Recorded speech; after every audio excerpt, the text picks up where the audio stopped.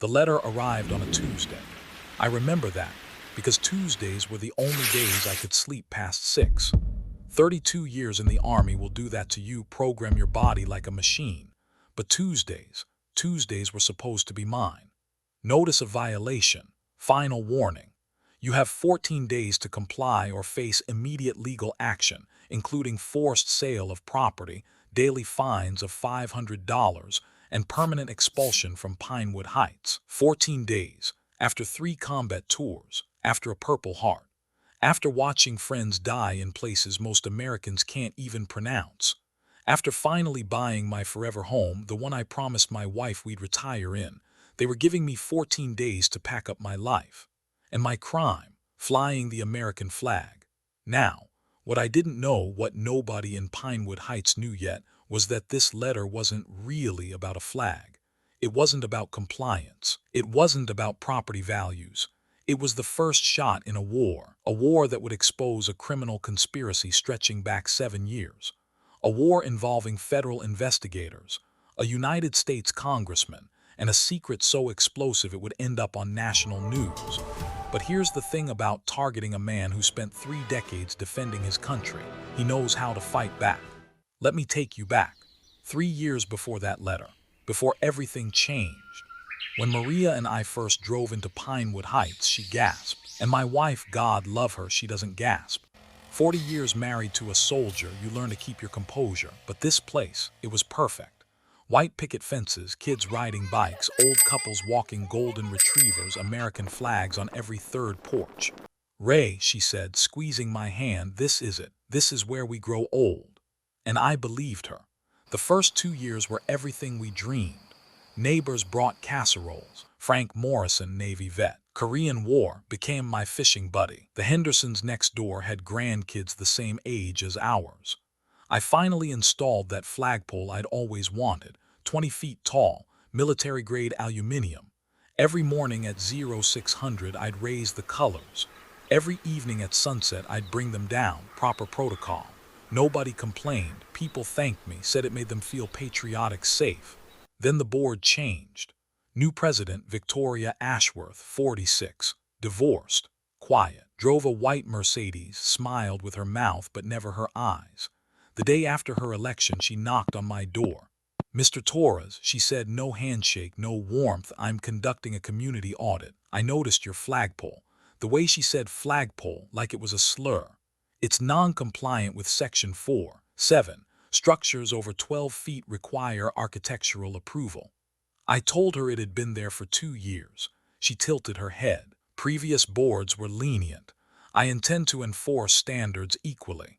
She handed me a yellow carbon copy form. My first violation, $150 for flying the American flag. I should have seen it coming.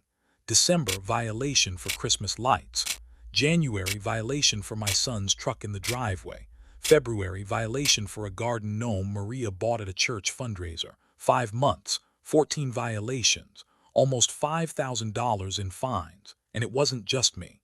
Frank got cited for a basketball hoop. The Hendersons, wrong shade of mailbox. The Okonkwo's, 17 violations in 4 months. Their door was burgundy, same as half the neighborhood, but I noticed something. Victoria's friends, the people who voted for her, 0 violations, 0. This wasn't enforcement, it was targeting, and that's when I went into mission mode. I requested every HOA document from the past 7 years. Meeting minutes, financials, violation logs, emails. Everything they were legally required to give me. Victoria fought me, delayed, overcharged me, lost paperwork, but I'd survived military bureaucracy for 32 years. She had no idea who she was dealing with. 3 weeks later, I had every document, and God, what I found. Administrative costs up 340%. Legal reserves with no legal cases. $89,000 in special projects with no documentation. I called Frank. Ray, he said, his voice shaking, and Frank doesn't shake. I think they are stealing from us. The next morning, I wrote a letter to the entire community, 347 homes. Urgent, your HOA board may be committing financial fraud. By noon, my phone didn't stop ringing. By sunset, 89 signatures demanding a special meeting. By midnight, Victoria had hired a lawyer. 2 days later, I received a cease and desist, accusing me of defamation, harassment, inciting community unrest. They wanted $2.3 million. Maria found me at the table at 2 a.m. "Ray," she whispered, "maybe we should just leave." I shook my head. I didn't spend 32 years defending this country to be run out of my home by a thief. Next morning, I made 2 calls, one to an old JAG friend, now a lawyer, the second to the FBI. Colonel Patricia Webb, retired, answered on the first ring. "Torres," she said, "I was wondering when you'd finally call." Within 48 hours, she assembled a team, 3 lawyers, 2 paralegals, a forensic accountant who'd worked in Iran. "Ray," she told me, "what you found isn't just fraud, this is a federal case." Meanwhile, the story spread. A local reporter showed up at my door. "Mr. Torres, Channel 7 News, we've been investigating HOA abuses and your story is huge."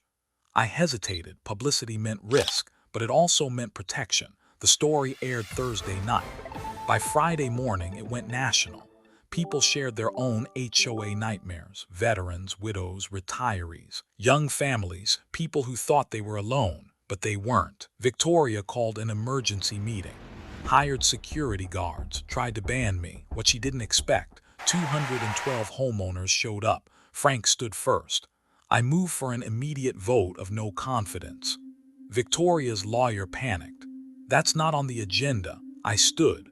According to Section 7(3), any motion supported by 20% of homeowners present can be added. I held up the bylaws, highlighted, tabbed. "We have 61% present. We more than qualify." The vote wasn't even close, 194 to 18. Victoria and her entire board were removed that night. 3 weeks later, 2 FBI agents knocked on my door. They sat me down and told me everything. Victoria Ashworth wasn't Victoria Ashworth. She was part of a network infiltrating HOAs across multiple states. The scheme was always the same: get elected, raise fees, fine selectively, create shell companies, drain the treasury, then disappear. Our HOA alone, over $500,000 stolen. Total across the country, $12.7 million. They arrested her while she was trying to flee the state. 14 counts of wire fraud, 8 of money laundering, civil rights violations, and yes, even a violation of the Freedom to Display the American Flag Act. Justice. Months later, Congressman Marcus Williams, Marine veteran, invited me to testify before Congress.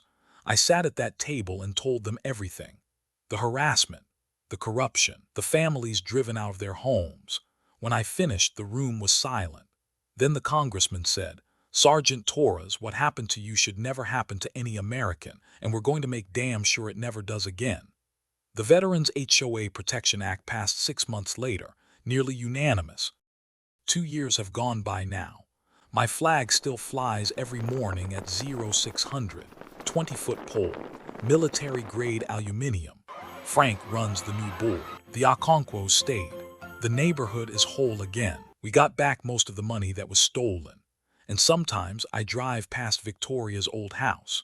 New family lives there now. Young couple, he served in Afghanistan. They've got a flag out front too. People ask what I learned, and the truth is simple.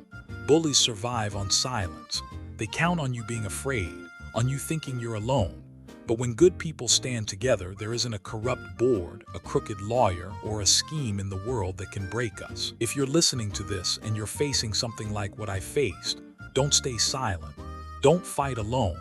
Document everything, know your rights, find your allies, and remember they're counting on you to give up. Don't. Thank you for listening. If this story meant something to you, tap that subscribe button.